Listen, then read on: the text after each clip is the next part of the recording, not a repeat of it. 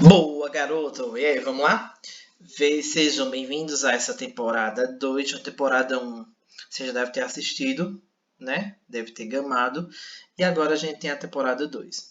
Nessa temporada 2, Citologia 3, a parte 1. Tá? A parte 2 vai ser um aprofundamento que vocês vão ver mais à frente. O objetivo dessa aula de hoje é que vocês tenham em mente, no núcleo, quais estruturas são essas? O que é uma cromatina e como é que eu formo um cromossomo. Vamos lá então? Seguinte, a gente vai ter aqui ó, a cromatina e do outro lado a formação de um cromossomo. Tá ok? Ó, a cromatina, a gente pode associar ela como se fosse a um gene. E o que é um gene? Um gene ele é formado por uma molécula polipeptídica, DNA, certo? Essa cromatina, ela é dividida, não é isso? Eu vou chamar ela de heterocromatina ou eu vou chamar ela de eucromatina. Se a gente observar aqui, lembra que a gente viu nas aulas passadas o núcleo, a estrutura dele bem bonitinho?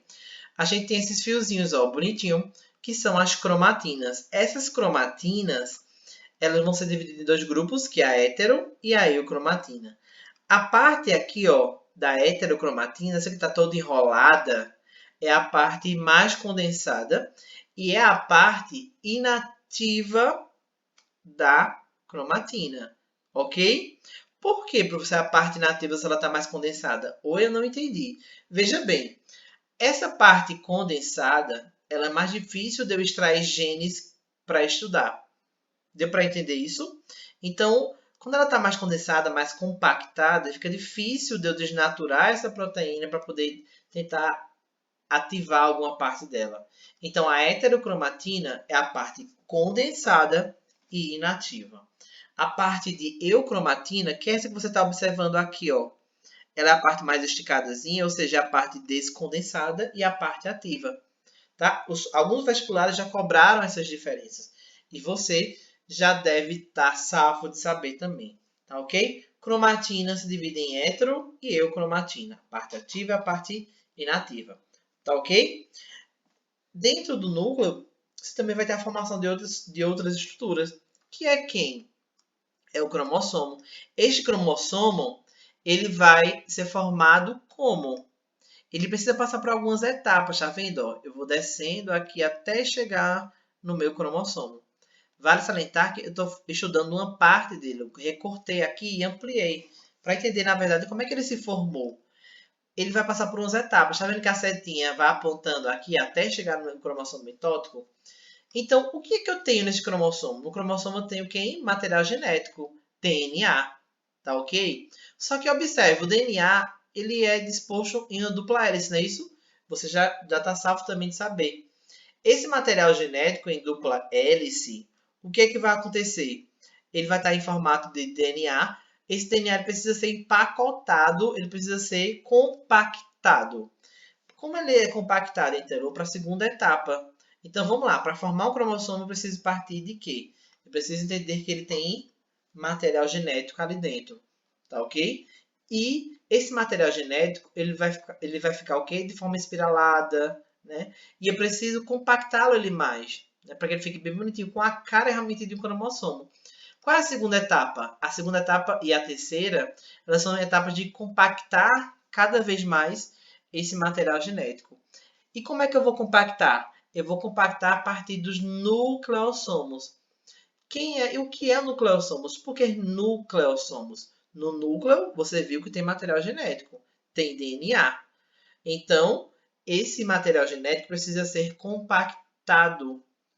Ou seja, é como se fosse dobrar esse material genético. Para fazer isso, eu preciso de uma proteína, que são as proteínas chamadas de proteínas histonas. É essa que está amarelinho aqui, tá vendo? Esse que está ao redor dela são o DNA. Então, as histonas fazem a compactação do material genético para poder formar lá no final um cromossomo mitótico. Tá ok? Então, material genético, nucleossomo, DNA mais as histonas, segunda etapa. Qual é a segunda etapa? Eu compactar cada vez mais o meu cromossomo mitótico, para que ele fique bem bonitinho. E essa terceira etapa é chamada de solenoide. Por que solenoide? Se você observar aqui, parece um vai e vem.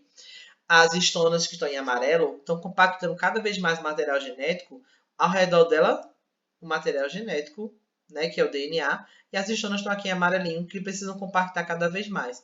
E por que solenoide? Porque ela vai ficando em um formato de S. A quarta etapa é os cromômeros. Quem é esses cromômeros? Essas fibras, ou na verdade chamadas de alças. Essas alças são alças condensadas. Se elas são condensadas, elas estão como parecido com o formato de heterocromatina. Tá ok? Depois dos cromômeros, eu vou para as fibras cromossômicas. Ou seja, a partir daqui eu já consigo diferenciar a parte ativa, a parte inativa, para que eu então finalize o meu cromossomo mitótico e eu tenha realmente o cromossomo todo formado. Tá ok? Dentre esses aqui, eu tenho que entender que para que eu chegue no cromossomo mitótico, eu tenho que a cada etapa estar compactando esse material genético. Quando eu estou compactando ele, eu consigo ter as fibras condensadas, fibras cromossômicas, e então eu chego no cromossomo mitótico. Muito importante desse tópico aqui é eu prestar atenção em uma proteína, que é quem? As histonas. Elas que causam a compactação do material genético. Tá ok? Então essa foi a aula de hoje. Espero você nessa temporada 2 que tá linda, recheada de novidades. Tem, né, atores e atrizes novas chegando por aí. Não percam a próxima aula, tá ok? Um cheiro.